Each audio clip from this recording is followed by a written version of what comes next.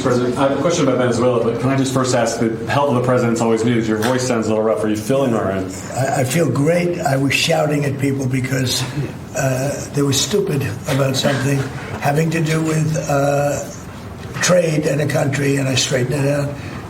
But I blew my stack at these people. Hi, and welcome back. Just 1,160 days left to go in our countdown to liberty. It's been an interesting week. Representative Thomas Massie says he has 100 Republicans ready to vote to release the Jeff Epstein files. Fake news like you're a terrible reporter, and fake news like you, they just keep bringing that up to deflect from the tremendous success of the Trump administration. So a guy like Massie, his poll numbers are showing he's at 6% approval rating right now. And we call him Rand Paul Jr. because he never votes for the Republican Party. So they're using Jeffrey Epstein as a deflection from the tremendous success that we're having as a party.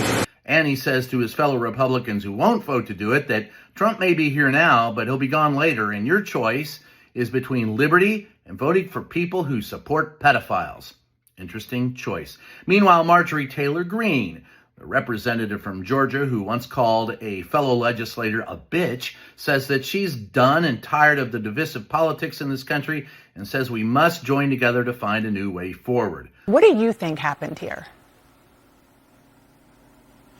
Well, Dana, thank you for having me on, and that is true. I stood with President Trump when virtually no one else did.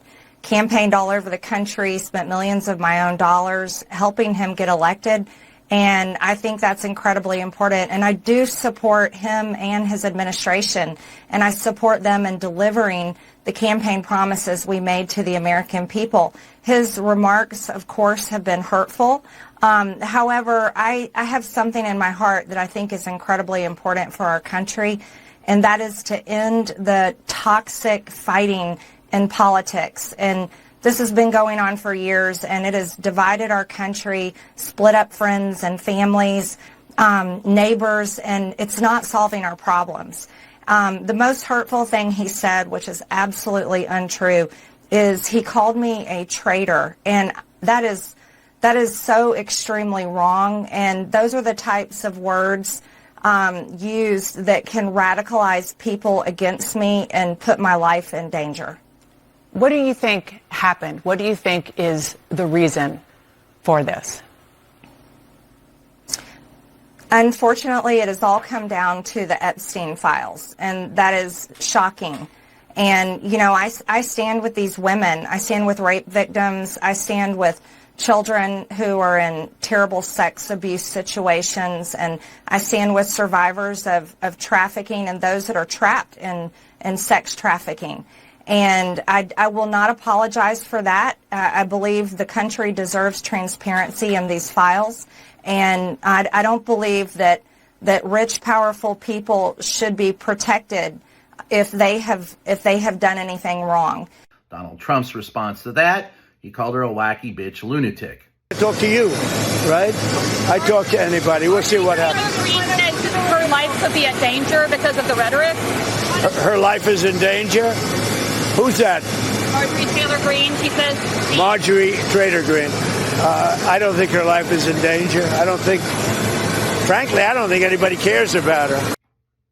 Meanwhile, the Department of War is readying for a war in Venezuela for God only knows what reason, but it's called Operation Southern Spear. Yes, the punchlines will write themselves. Finally, Donald Trump's response to all of this, well, he spent the day out golfing.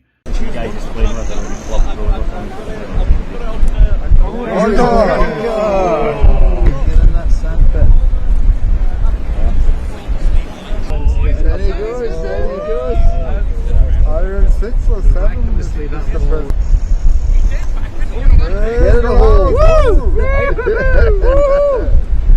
He's actually spent more time on the golf course this week, apparently, than he has at the White House. So, you know, there is that on the upside. Look forward to this week when we'll also have the Crown Prince from Saudi Arabia showing up at the White House on Tuesday. See you next time.